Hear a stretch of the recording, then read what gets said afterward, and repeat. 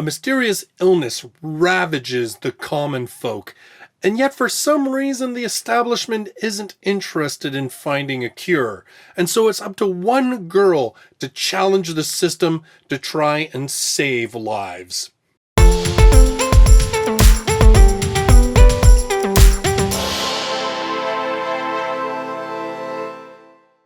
Hello everybody and welcome to my review of Mia and the Forbidden Medicine Report. This one by Fumi Yamamoto. This is published in English by Cross Infinite World. If you'd like to pick up your own copy, I do have a link to Amazon in the description down below. Now this is a stand-alone volume. There's only the one book, although I will say that it has a satisfying enough ending that it doesn't need to be continued, but there's still a bit of open room that more could be told, and to be honest, right away, spoilers for the review, I wouldn't mind reading more of these characters. Mia and the Forbidden Medicine Report is set in an alternate world, set in sort of a steampunk type technology level, and it's set at the Royal Academy of the Kingdom of Isia.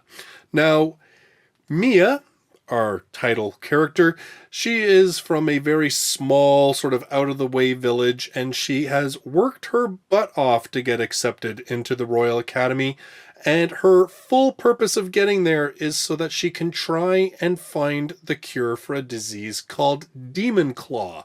Now, Demon Claw affects mostly just the average populace, and usually starts off sounding like just the common cold, but eventually moves into a disease where the immune system is completely destroyed, where a person's energy and vitality is slowly sapped away until eventually their body shuts down and they die.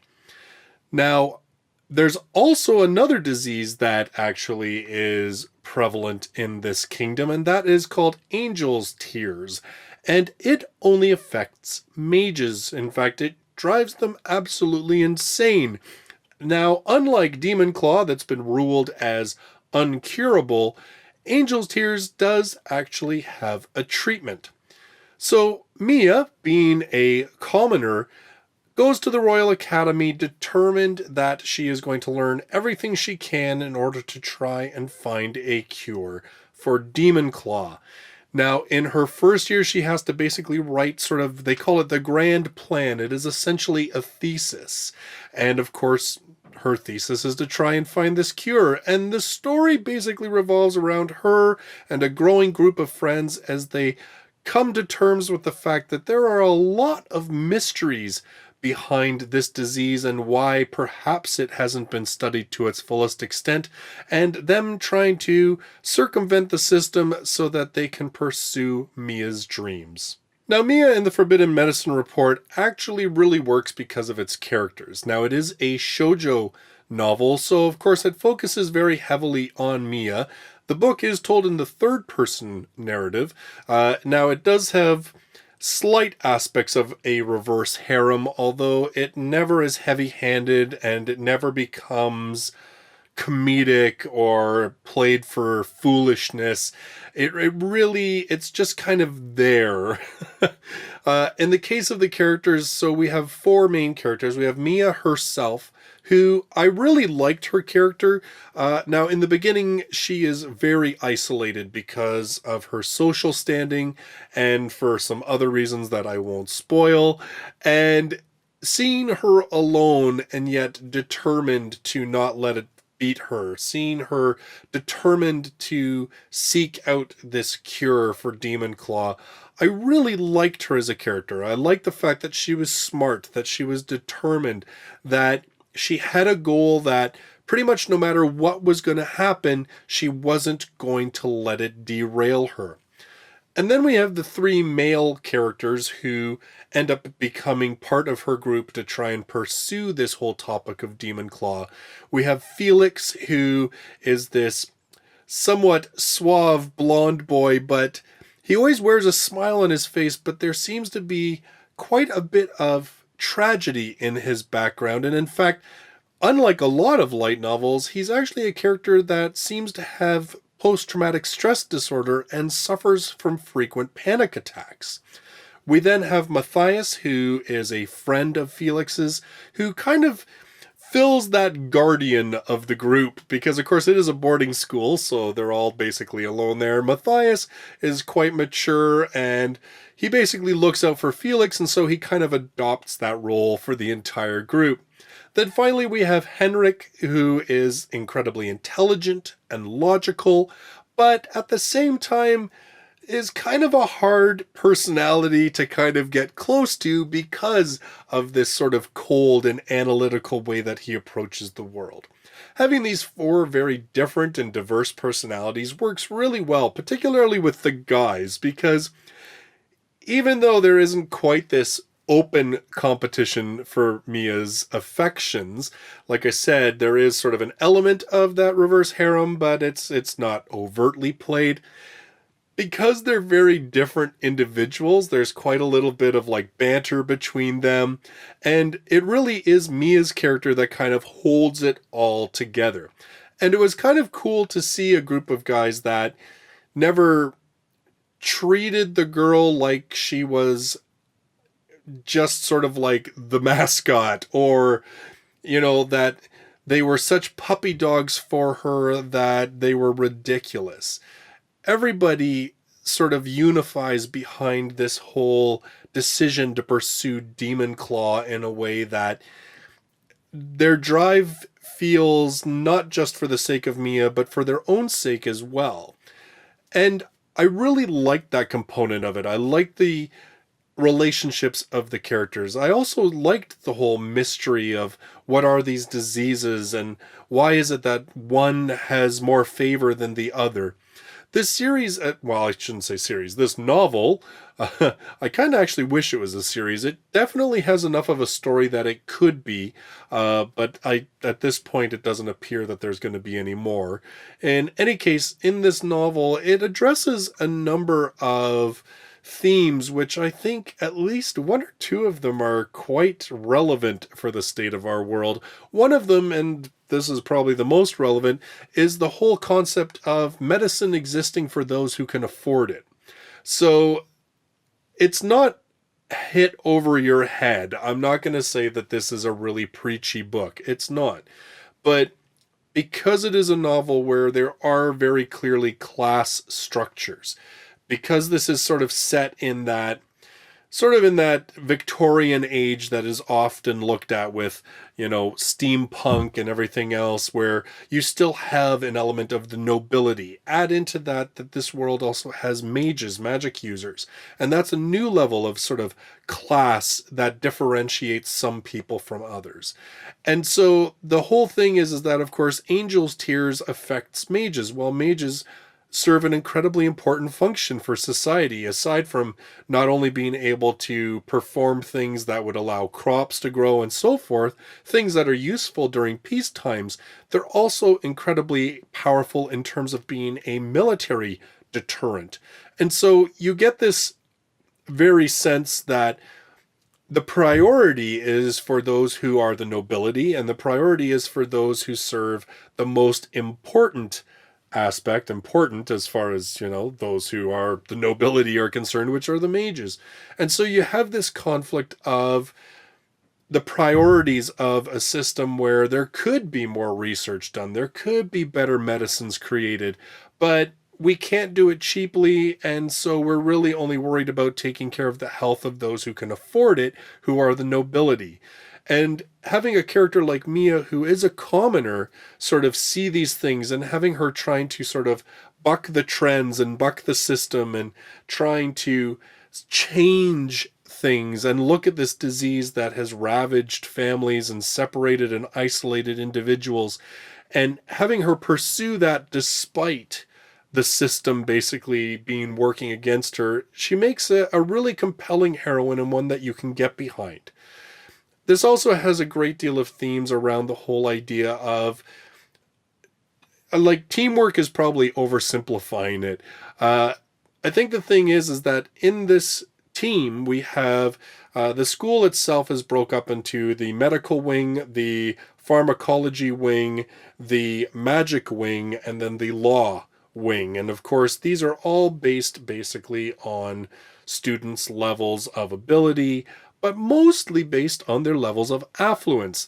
Those who are in the nobility are expected to be in the law school, as they're considered to be the future leaders of the government.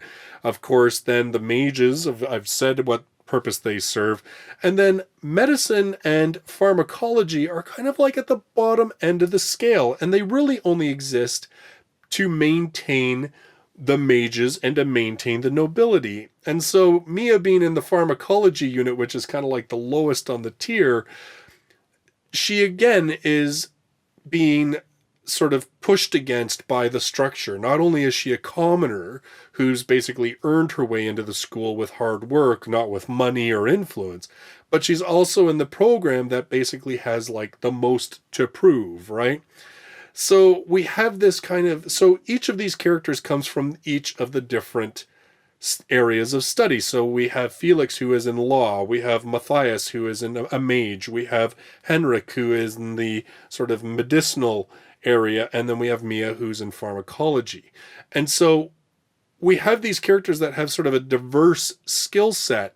And part of the novel is how those people will work together towards a singular goal where their skills may not be obvious initially in terms of how they'll be applied, and yet as the book progresses, we do see how their different skills and different talents can merge together to make a stronger, cohesive unit.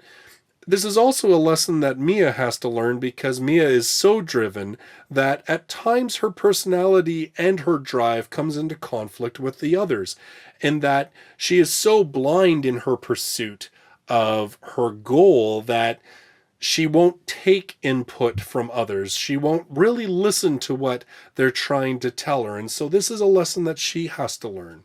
And that's another thing that I like about these characters, is that they do have flaws as much as you can. And sometimes their flaws are things that are also strengths. Mia's determination is a really big strength. It's what saves her at certain points in this book. But at the same time, it also is the largest source of conflict at points with her fellow classmates. So all in all, I mean, this book is kind of cool because it's quite different. This whole pursuit of medicine, this whole pursuit of trying to cure disease and to figure out why it is this disease has been essentially ignored, it's a different kind of mystery and a different kind of moving plot than what we've had in a lot of other light novels. Add into that, of course, the setting being more of like a steampunk kind of setting, and that was kind of cool as well. Now, I kind of wish that there had been more done with the whole steampunk element. Like, the steampunk bit kind of would just all of a sudden kind of come into things. It didn't feel like that world building element was as strong. That would probably be one of my biggest complaints about the book. And also, this one is, well, it's about an average light novel length. I kind of feel that, seeing as how this is sort of a standalone story, I think it could have been a little bit longer. There felt like times where things were a little bit rushed, or for the sake of speed and stuff, there were the odd plot point that just kind of fell into place a little too conveniently. So, in terms of its pacing, obviously it's a good moving book. The pace is really good. The characters, the mystery, it all keeps you engaged. But it's almost a little too fast as far as I'm concerned, at least for the fact that it's a single volume. If it was a series, then I'd probably say, well, this is perfect, because the stuff that they can expand on or should expand on can be in the later books, but there aren't any in this case. And like I said, the world building, definitely, I was excited about the kind of world this took place in, because I kind of think steampunk is cool, but the steampunk elements I didn't feel were as strong as they could have been, and weren't introduced in a way that really made me feel like this was a well thought out, lived in steampunk setting. So all in all, really good story, very good characters. World building, a little bit off. And just in terms of pacing, I just kind of feel like, being a single volume, that this book could have fleshed a few things out just a little bit better. But overall, really, really good book. I really found it quite entertaining. I sat and read this in one sitting, which I don't often do for anything. Really, there's not been many books that I've been able to do that with. So Mia and the Forbidden Medicine Report, it's pretty cool, and the writing is quite decent. I would give it a recommend, and like I said, it is a little something that's a little bit different than what we have, and if you're looking for a good, strong female protagonist main character, it's a pretty good bet as well. So those are my thoughts on Mia and the Forbidden Medicine Report. My next review is going to be on Kabuki Monogatari, the latest in the Monogatari series. Well, there's a new volume coming out actually, I think pretty soon. So I thought I'd read this one and get caught up because I've been doing, at least with this series, I've been doing a pretty good job of keeping caught up. So at least one series I can kind of be on top of. Plus, I've read a whole bunch of volume number ones, so for the next week or two, I'm going to try and read some more ongoing type stuff to get caught up in that piles of books. So, so Kabuki Monogatari will be my next review. So if you're brand new to the channel and you love light novels, you should subscribe. I do 2 to 3 reviews every week, as well as a weekly countdown of the top 10 best-selling light novels in Japan. Thank you so much for joining me in this video, and I look forward to seeing you in the next one. Till then, bye-bye for now.